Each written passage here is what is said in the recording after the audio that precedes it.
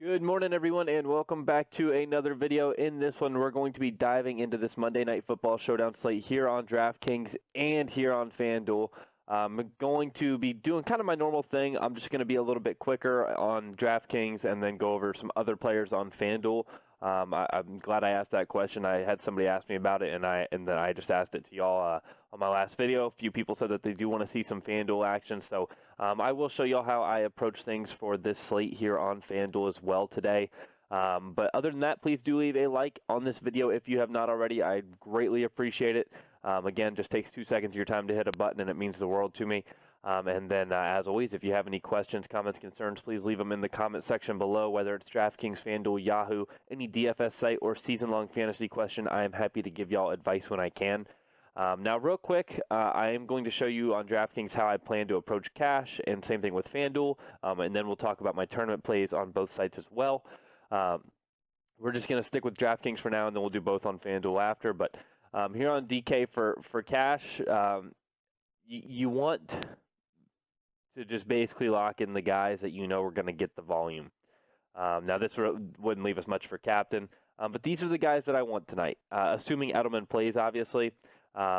Between those 5 guys, especially with Rex Burkhead out, James White's going to get even more volume than he's used to.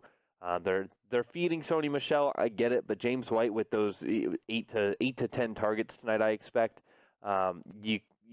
You love that in cash games. You love it, and they're all low A dot right there in the backfield, dump off passes. We all know how Tom Brady does it. He's best quarterback ever, 6 rings, and he's 42 years old. And he just checks down. And James White's going to be getting, obviously, the full PPR here on DK. And he will get some rushing attempts, too. If he gets anywhere from 3 to 6 rushing attempts, I expect probably on the higher end of that with Burkhead out. I do think that he's just going to crush his value at 7,400 here on DK. I'm also okay with him in captain for cash.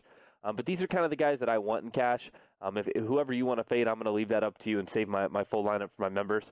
I've been giving out a little too much info on these videos, I feel like, so it's kind of unfair to them, and I'm going to just kind of leave y'all with this. These are the guys I'm going to want in cash for sure.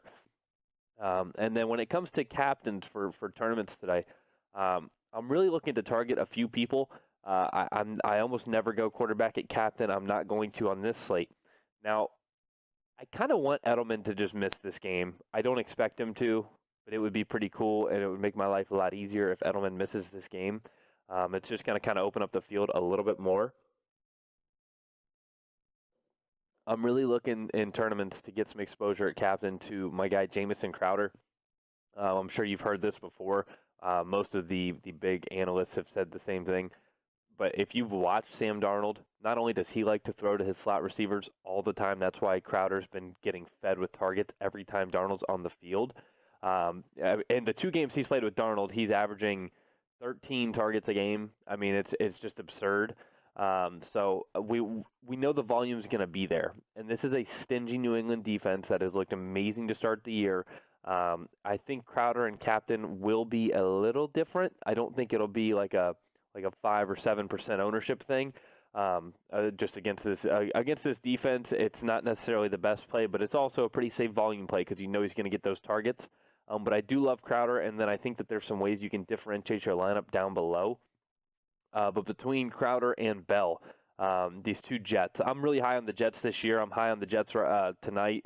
I just think that this New England front line is going to get a lot of pressure on Darnold, and he's just going to be looking for Crowder on a slant, Crowder on like a little 5-yard out route, or Le'Veon Bell maybe blocks and splits outside on a flat. But he's going to be doing a lot of those checkdowns, I think, tonight. And then these guys can both make yards after the catch. Just make plays. I mean, you got to love Le'Veon Bell, of course, on a primetime game. If you don't follow him on Twitter, he's always running his mouth, and I got respect for him.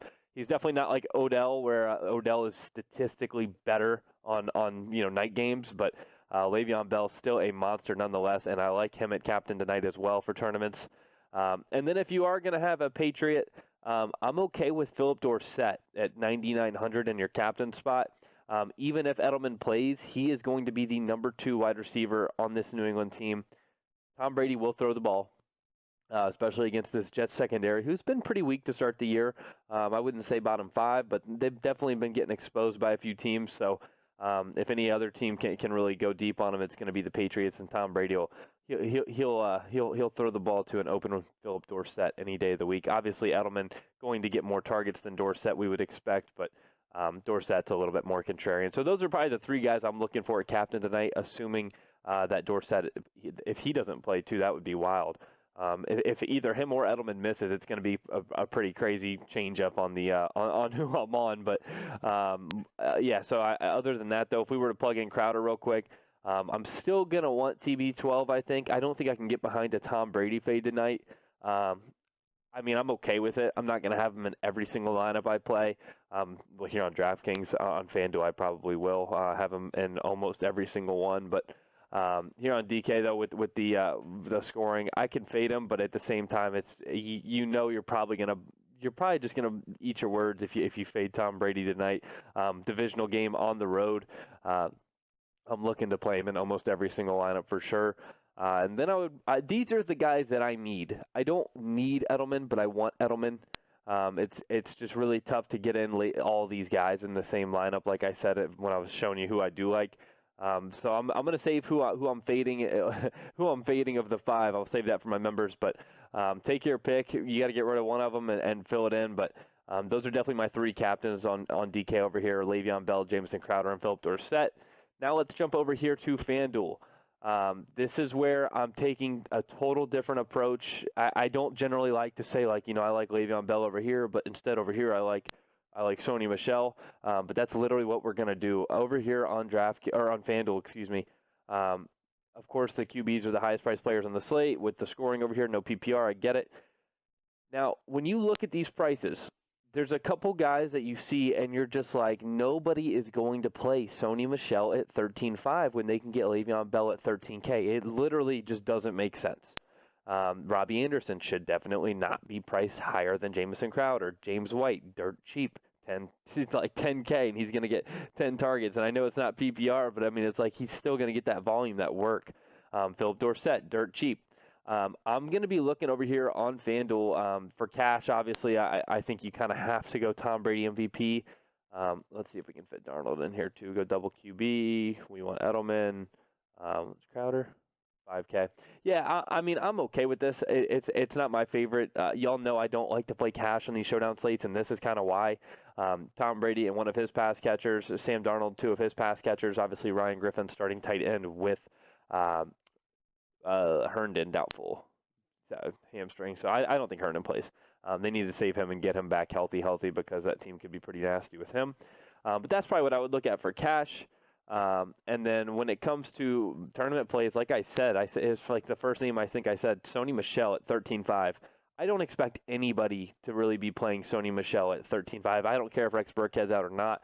I'm okay with playing him in your MVP. It's just like it's a dream spot because it's like you got to think of who's really going to pay up for Sony Michel at 13.5 when you can get Le'Veon at 13, Crowder at 11, James White at 10. Then obviously everybody's going to want to play Tom Brady, and then they're going to have to go punt with somebody else, something like that. It's just going to give you a lot of leverage tonight to do this. And if he does have that, he always has huge touchdown upside. If he does have that multiple touchdown game, you're going to be in great shape. Especially if Tom Brady isn't throwing any touchdowns to Edelman. I don't care if Tom Brady throws for 280 yards or something like. If he falls short of the 300 bonus and has one or less touchdowns, if you fade him over here on FanDuel, you're going to be looking studly. So if we were to go with Michel up here, let's run it back with Darnold and Bell and Crowder maybe. That's going to leave us with 8K. Damn. If it left us with 8.5 and we could get up to Dorsett, I would really like that. At least we'd have one pass catcher of Tom Brady. Another guy I'm okay with, I wouldn't necessarily use it for this build because we do have Sony Michel MVP, but I am definitely okay with Brandon Bolden with Burkhead out. The Patriots just will not, they refuse to just use Sony Michel and James White. We've seen it 100 times, and Brandon Bolden's had a touchdown in the last 2 weeks. So I'm okay with Brandon Bolden for sure. If we were to say, Edelman and Dorsett miss, or Edelman misses, or Dorsett misses, big boost to Jacoby Myers. I'm okay with playing him if either one misses. If they both miss, he's kind of a lock. So just kind of a heads up there because we don't have the news yet. But other than that, for FanDuel, if we weren't playing Michel MVP, if that's a little too contrarian for you and you don't want to just burn your money, I would definitely consider somebody like Robbie Anderson, who can always go for 100 plus and multiple touchdowns. I just think that it makes sense to fade both QBs from the captain spot. I mean, usually that's kind of a standard GPP play on FanDuel, but I'm just not really looking at Edelman as a MVP over here. I think that's kind of how a lot of people are going to try to get the QBs out of the MVP spot. I think they're just going to plug in Edelman up there. I'm going to be looking, like I said, at Sony Michel and Robbie Anderson.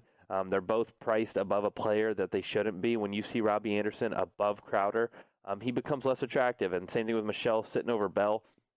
It makes too much sense to me. Gives me too much leverage on the field. If we were to go Robbie Anderson, I still think Sony Michel is a good play. The matchup favors Michel, especially with Burkhead out, and most people assume New England will be winning this game. I'm personally really high on the Jets. I think they could come out and really surprise some people tonight. But with Robbie Anderson up top, we are still probably going to want Darnold below him. I'm okay with no Tom Brady in this lineup. Let's see what happens if we jam in. If we jam in Crowder, that leaves us with 95. We could go kicker, or we could go Dorsett. I like that. We could also go Le'Veon Bell instead. If we go Le'Veon instead, 7,500, that's going to leave us perfect for Jacoby Myers, Demaryius Thomas, who I don't hate if he plays, but I also don't love him. I know he caught 4 for 4 targets last week, 62 yards, I believe. He's played like 75% of the snaps. He's going to carve out a role in that offense for sure, but coming off a hamstring, I don't see them overusing him too much with Robbie Anderson and Jamison Crowder already kind of solidified in their role. So that's pretty much all I got for you. I hope that you enjoyed this video. I hope that the format was okay as well, bouncing between the two sites. If you have any feedback, constructive criticism, definitely let me know in the comment section below. I really enjoyed doing this, actually. It's pretty fun going from site to site and showing you how. And like I said, they're not always super different plays. Like, I'm not always going to be on Robbie Anderson over here and then Le'Veon on the other side, things like that. It's all slate dependent, to be honest. You want to get the most leverage on your field, and I just want to clarify that. That way you guys don't think I'm just trying to say, like, this guy's going to do well over here and this guy's going to do well over here. That way I'm basically saying, oh, well, I was right on FanDuel and I was wrong on DK. But I was right on FanDuel. That's not what I'm trying to do. It's just totally slate dependent, and definitely site dependent with the difference in scoring. So I'll leave y'all with that. Good luck to everybody on this Monday night game, and I will see you on Wednesday. I take Tuesdays off. I've been doing 6 vids a week. Wednesday, I usually do my early look at this upcoming Sunday, Week 8. And then, of course, Thursday Night Football video will be up on Thursday morning. So good luck tonight. Everybody have an awesome day, and I will see you then.